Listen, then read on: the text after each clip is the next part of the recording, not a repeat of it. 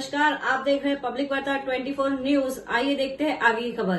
गुरुजी, आज यहाँ पे आपने रुद्र अभिषेक का आयोजन किया गया, उसके बारे में क्या कहना चाहोगे?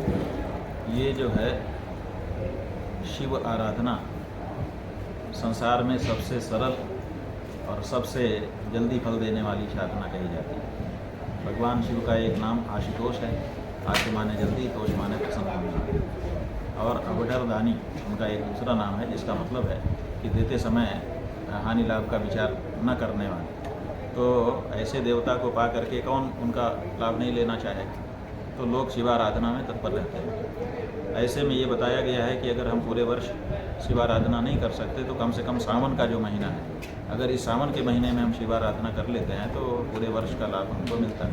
तो बहुत से लोग इसीलिए श्रावण के आरंभ में शुरू करके और अंत तक रुद्राभिषेक आदि करते हैं। अब अपने यहाँ जो देश में मास की गणना का क्रम है वो 3 तरह से। कुछ क्षेत्रों में पूर्णिमा से पूर्णिमा महीना होता है, कुछ क्षेत्रों में अमावस्या से अमावस्या महीना होता है, और कुछ क्षेत्रों में संक्रांति से संक्रांति महीना होता है।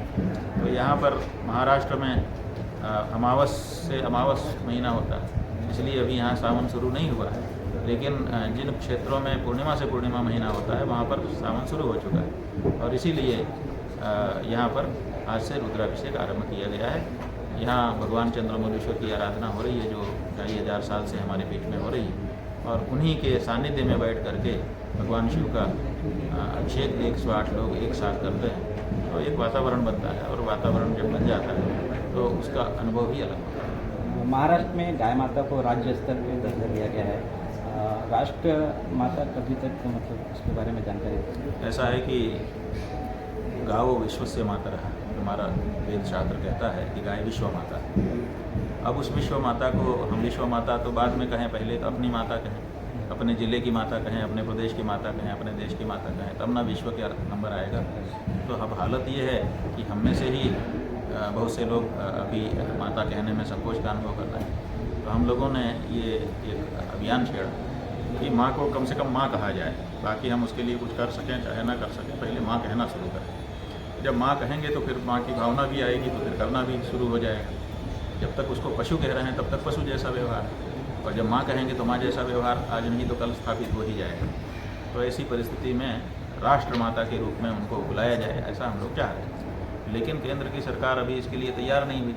तो हम लोगों ने प्रदेशों से अनुरोध किया। हमें बड़ी प्रसन्नता है कि भारत के सभी 36 प्रदेशों में से महाराष्ट्र की जो सरकार है, महाराष्ट्र प्रदेश की सरकार, उसने हमारी भावना को समझा और उसने राज्य माता के रूप में गौ माता को अपने यहाँ स्थापित किया। तो ये अच्छा है, लेकिन अभी इसका प्रोटोकॉल बाकी है। घोषणा तो हो गई है, लेकिन राज्य माता का क्या प्रोटोकॉल होना चाहिए, उनके साथ क्या व्यवहार होना चाहिए, इसके बारे में अभी निर्णय होना बाकी है।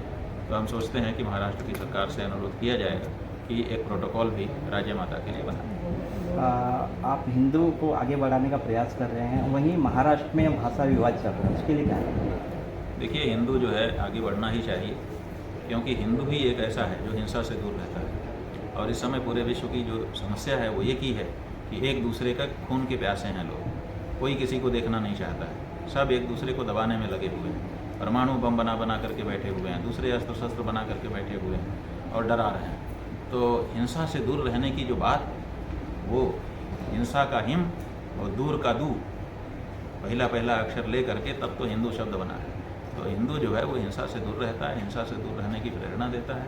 इसीलिए हम लोग ये चाहते हैं कि हिंदू आगे बढ़े, ताकि पूरा विश्व निरस्त्रीकृत हो और भय का वातावरण समाप्त हो।